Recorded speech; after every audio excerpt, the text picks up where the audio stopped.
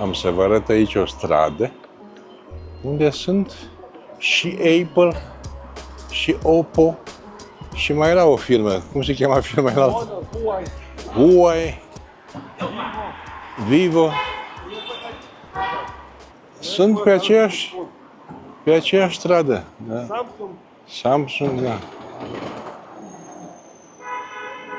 Sunt pe aceeași stradă mai multe magazine. Acolo în față avem Huawei, Oppo, Honor, aici iar Oppo, Apple pe partea cealaltă. Eu n-am văzut așa ceva. 7 magazine Apple, 7 Huawei pe metru pătrat. Alt Apple aici. Da, nu pot să cred așa ceva. Huawei acolo, Huawei aici. Priviți arhitectura la această clădire și multe sunt în genul acesta. Parcă spun că e undeva prin Europa. Și aici, pe partea aslaltă, la fel.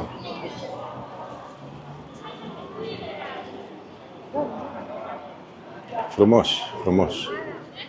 Iar acesta este ultimul model de Xiaomi SU7 Ultra. Nici nu e pusă în vânzare, am înțeles, dar au expus-o aici și eu zic că arată foarte bine. De la depărtare n-am crezut că e un Porsche ceva, dar nu e. Chiar mi se pare că arată mai bine ca un Porsche. Nici nu are mult, are doar 1548 de cai putere. O nimica toată. Hai că o acoperă băieții până mâine.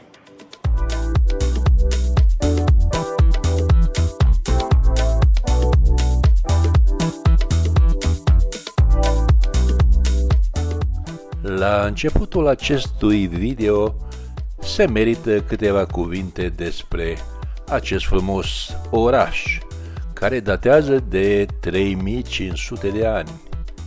Wuhan a devenit de 2 ori în decursul timpului capitala temporară a Republicii Chineze și este unul dintre centrele de producție importante din economia țării. Astăzi, orașul care servește drept capitală a provinciei Hubei din centrul Chinei este situat la confluența râurilor Yangtze și Han și se află la 1200 de kilometri de alte orașe mari chinezești, cum ar fi Beijingul, Shanghaiul, Chengdu. Wuhan se bucură de o reputație de principal nod comercial și de transport din centrul Chinei. Cu fundamente economice puternice, orașul acordă prioritate dezvoltării clusterelor industriale de clasă mondială în informații optoelectronice, automobile și piese, biomedicină și echipamente medicale, cât și protecția mediului. Wuhan găzduiește cel mai mare port intern al țării, de asemenea orașul este poarta de acces către barajul hidroelectric 3K de pe râul Yangtze. Și nu în ultimul rând, există 89 de universități în Wuhan, dintre care Universitatea Wuhan cât și Universitatea de Știință și Tehnologie se află în top 10 între universitățile din China. În concluzie, un oraș mare, deloc de neglijat aici în China, cu o populație de peste 13 milioane de locuitori. Căci după orașele mari de pe coastă, Wuhan rămâne cel mai populat oraș din interiorul Chinei.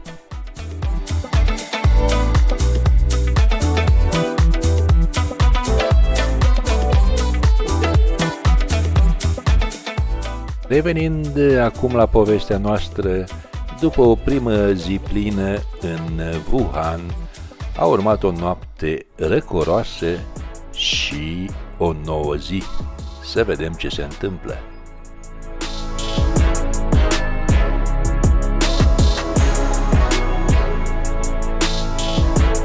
S-a înnorat între timp afară, sper să nu plouă, căci vrem să mergem până la locul de unde a început totul aici, în Wuhan, la acea hală de pește. Știu că nu mai e la ora actuală o hală de pește, dar să vedem locul de unde a început toată nebunia, toată pandemia. Frumoasă și această zonă a orașului. Bine, orașul e foarte mare, dar o zonă foarte frumoasă și aici. În față, clădirea din față este locul cu pricina. Bineînțeles că nu mai este acum piața de pește, dar această clădire de aici din față e locul de unde a pornit pandemia. Așadar, în urmă cu 5 ani, de aici pornea totul. Și urma să dureze cel puțin 2 ani cu acel virus împuțit care ne-a închis în casă pe toți. În zonă, imediat după această hală, vedeți blocuri, zgârie nori înalte. Bine, la ora actuală nu mai e nimic deosebit. Am înțeles că odată, la un moment dat, erau afișe puse pe aici să nu fotografiezi, să nu deranjezi vecinii, dar acum nu mai găsim acele afișe. Pe acest afiș spune că piața Chinei de Sud a fost mutată într-o altă zonă. Cum v-am spus și eu, că știam că nu mai e aici nimic. Dar ne-am lămurit unde e locul cu pricina. Hai să vedem ce mai descoperim pe aici, prin oraș.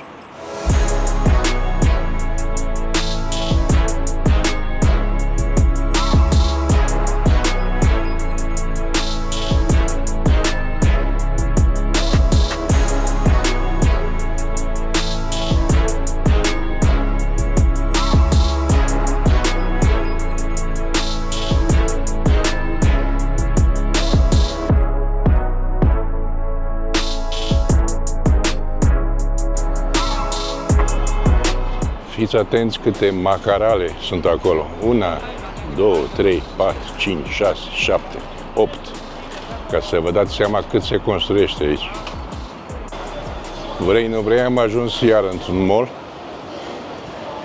Și involuntar, hai să vedem niște mașini. Ce au pe aici? Voia. N-am văzut în viața mea modelul ăsta.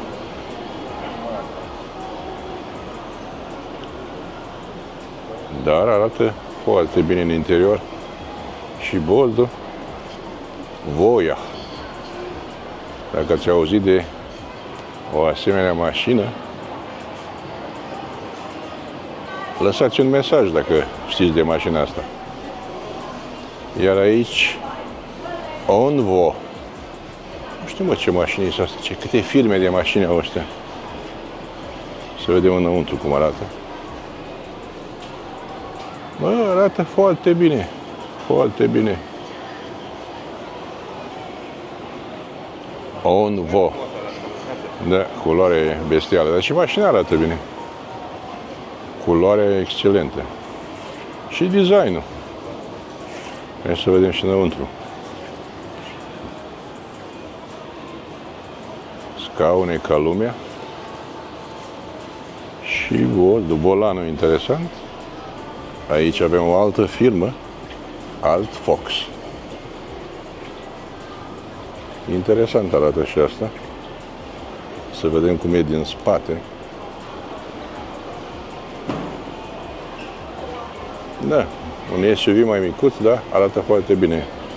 Acest dispozitiv, cum am mai văzut, e pentru powerbanks. Dacă telefonul ți se termină bateria, iei un powerbank de aici și probabil când îl aduci îți oprește o mică taxă.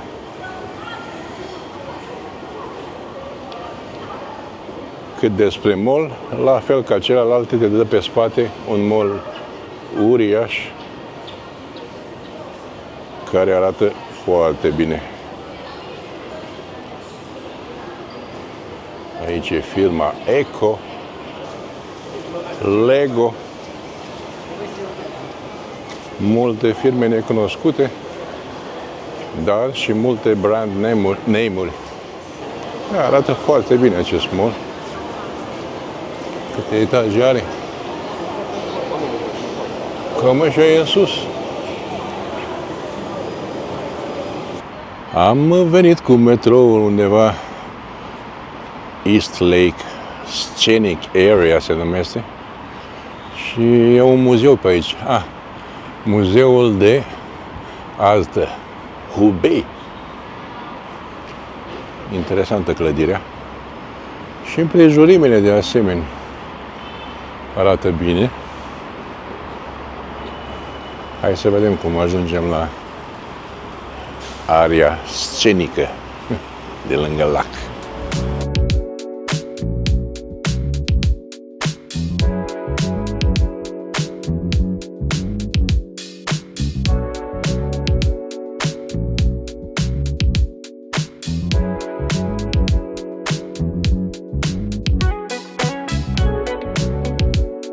Foarte frumos amenajat pe aici.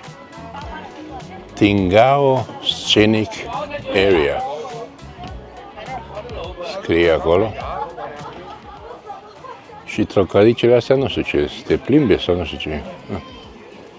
Suntem la sfârșit de februarie și încă vedem aici Happy New Year 2025.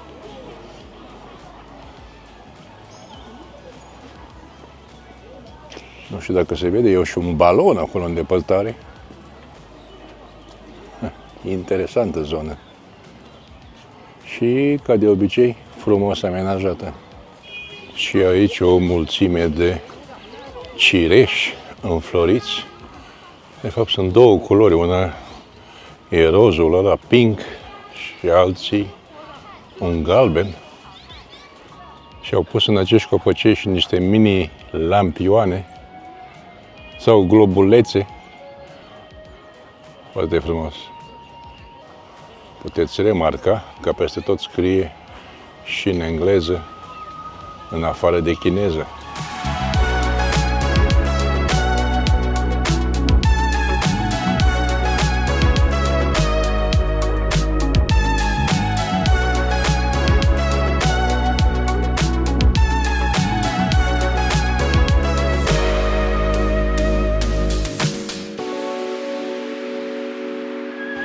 Priviți ce frumoși sunt acești cireși înmuguriți. Și pe roz, și pe alb, galben, nu știu ce culoare e asta. Foarte frumos.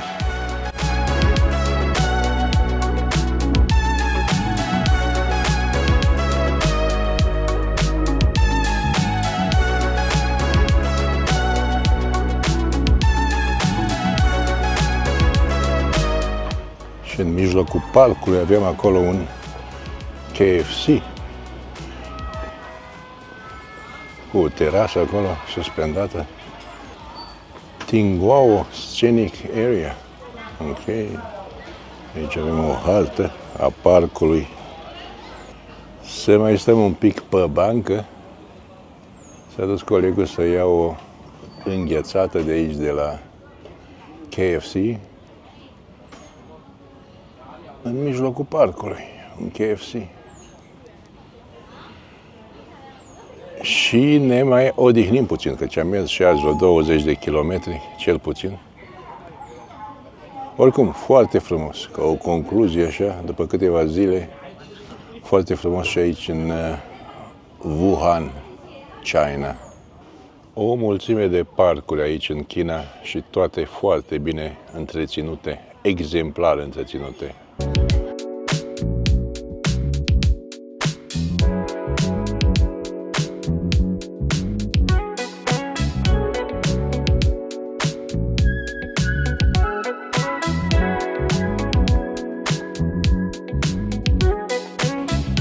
Fiți atenți ce copac interesant aici. Ce crengi, ce tulpină. Și văd că pe aici intrăm pe o zonă de poduri, peste apă. Aici să vedem și noi cum sunt.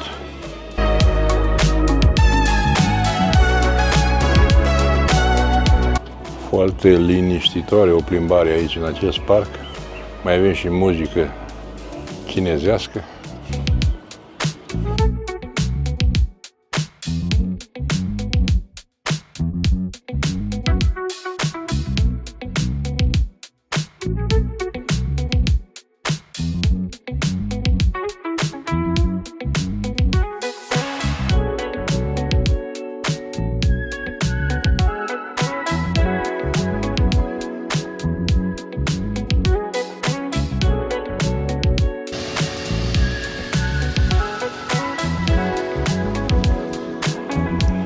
Dacă vedeți, aceste troleibuze au acele două bețe pentru linia, pentru firul electric, dar ele merg și fără acel fir. Foarte interesant, n-am mai văzut așa ceva. E și troleibuze și autobuz. Dacă ne uităm pe hartă, ne spune că aici este un mall. Și de fapt nu-i nimic, căci mall-ul este subteran. Subteran, se coboară pe acele scări ca să ajungi la mall, Opera. Și coborăm scările ca să ajungem la mall, care e sub pământ.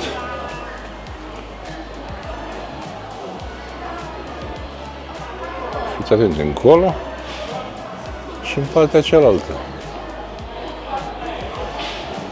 Un mall sub pământ. Incredibil.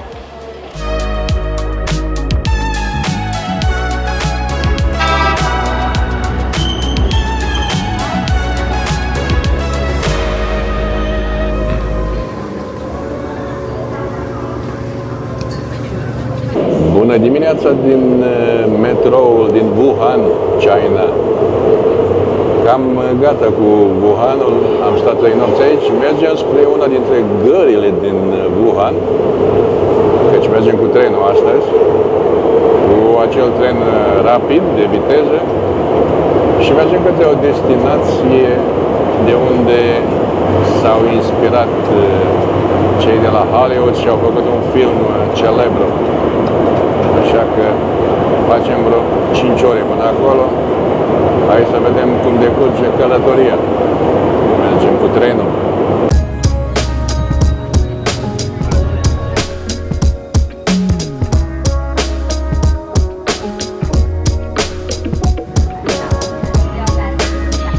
Am ajuns la una dintre intrările în această uriașă gară de aici. Este o gară imensă, are vreo 3 intrări.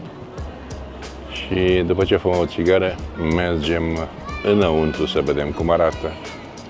Avem timp berechet, încă vreo 2 ore până pleacă trenul, deci putem mânca ceva.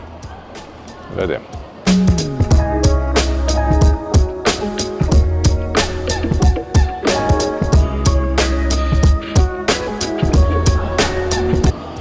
Lifturi uriaș, foarte mare. Panoul cu plecări și sosiri acolo, uriaș. Totul este foarte mare aici. Am ieșit să mai fumăm o țigară și vedem și din această parte de aici, o parte din gară, imediat intrăm înăuntru. E un tren, acolo 2 trenuri, 3 trenuri din ale de viteză. Da. Cum spuneam, imensă această gară. Am trecut de controlul de securitate, căci există control de securitate, scanează valizele, aproape ca la aeroport, nu chiar ca la aeroport. Și mergem să vedem ce găsim de mâncare pe aici. O gară imensă, uriașă. Uriaș totul aici.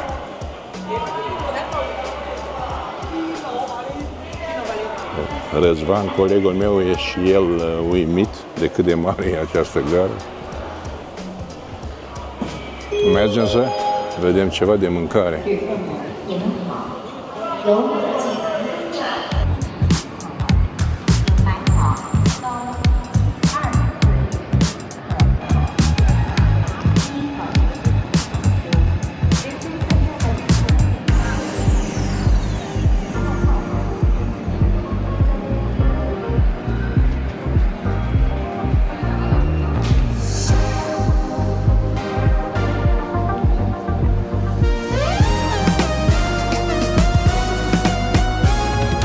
Căutăm ceva de mâncare.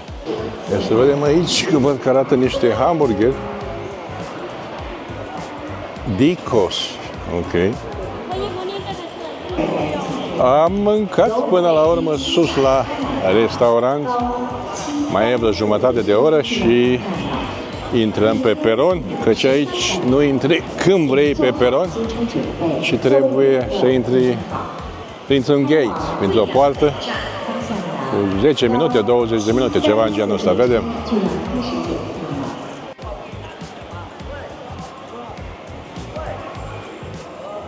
Am mers Răzvan aici la acest butic să ia 2 sucuri. Bineînțeles că vom găsi și în tren, dar să fim pregătiți să le avem la noi. A cumpărat Răzvan aici un suc. Ce spune, mă? Ce e asta? Socată? Seamănă cu socata? Lice. Seamănă cu lice. Deci are gust bun, nu? Prețul cât e ăsta? 6 lei. Bun. Văd că sunt structurate pe intrări.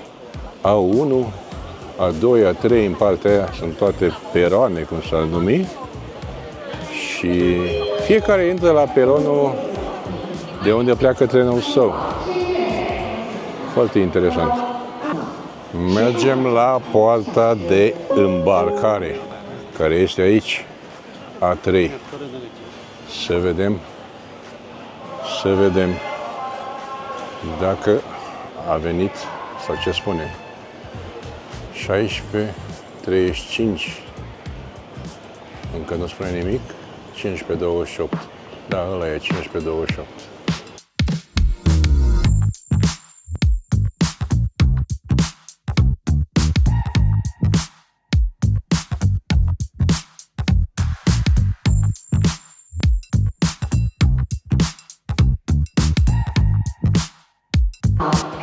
Ne-am pus la coadă aici, la poarta de intrare, căci dintr-un moment în altul o să ne dea voie înăuntru, pe peron. Am trecut de poartă și mergem la ce platformă scrie acolo, mă? Platforma 11 și trenul acum sosește, cam așa arată. Aici multe peroane și pe o parte și pe alta priviți câte peroane și numai trenul de astea nebune de viteză. Ăsta e trenul nostru, cum va fi. Hai să-l vedem și mai de aproape. Săgeata albastră. Căutăm vagonul 5. Vagonul 7. 7 scrie acolo. Răzvan în față. Acesta e vagonul 6. Și noi avem vagonul 5.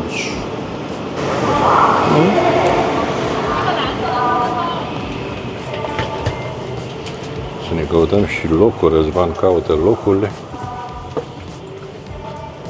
Da, arată destul de confortabil, chiar foarte confortabil. Și spațiu la picioare avem. Așa că să vedem. 5 ore.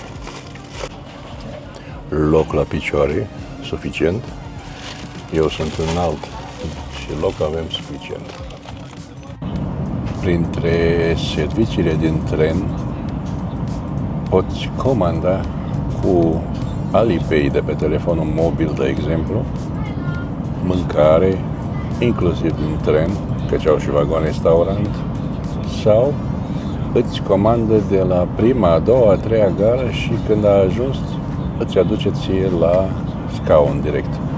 Căci pe fiecare scaun este un QR code acesta pe care îl scanăm cu telefonul.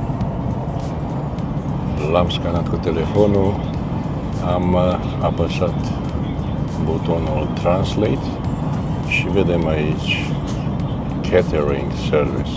Nu știu dacă focalizează bine. Am apăsat pe Catering Service și mi-a apărut un nou ecran tradus în engleză automat de către aplicație, Train Self-Operated Goods, adică tot ce poți cumpăra de la vagonul restaurant din tren, sau Takeaway Delivery Site, adică se oprește în prima, a doua, a treia gară și îți cumpără ce comanzi tu. Și dacă am pus pentru următoarea stație, aceasta e lista de unde poți comanda. McDonald's, KFC, alte magazine chinezești.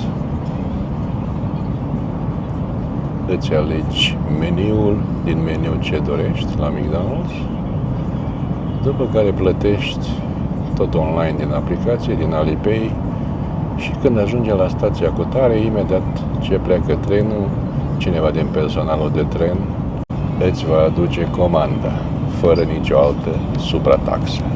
Simplu și frumos.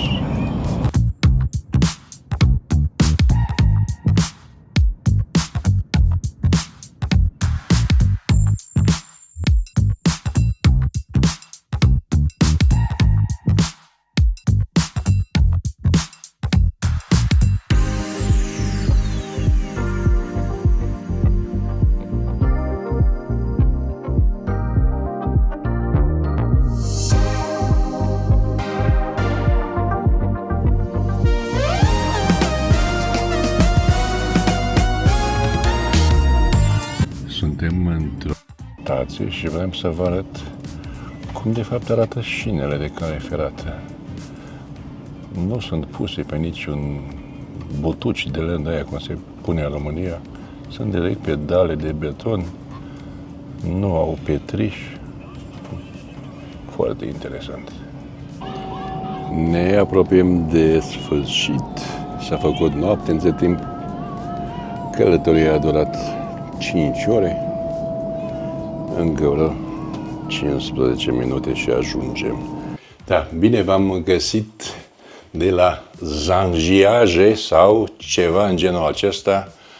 Vedeți exact cum se cheamă locația mai jos. Da, am ajuns la hotel. Aceasta e camera care a costat $20, o cameră foarte mare, cu tot ce e nevoie pe aici. Este mobilată în stil rustic local. Fiți atenți ce pat mare, uriaș. Scrie ceva aici, nu știu ce înseamnă. Chuan Ning Ren Ben Kezlan. Nu cunosc, nu mă întrebați, nu știu ce înseamnă. Da. Acolo e un aparat de masaj. Aici e o zonă de privit pe geam. Tablouri.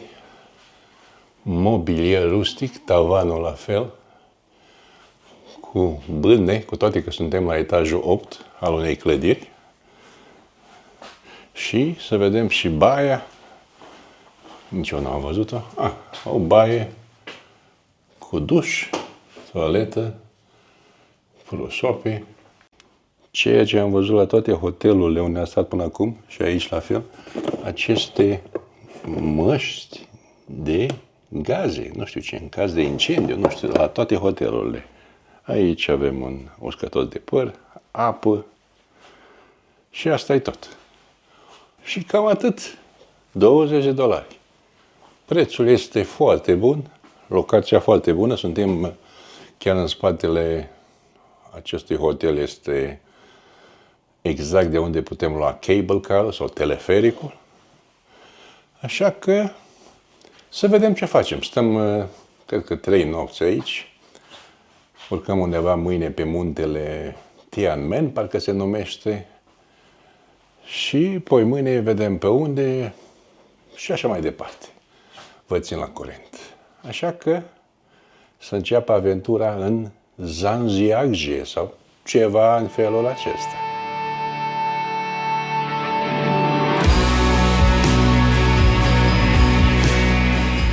Să nu omiteți cumva următorul episod. Va fi ceva foarte interesant.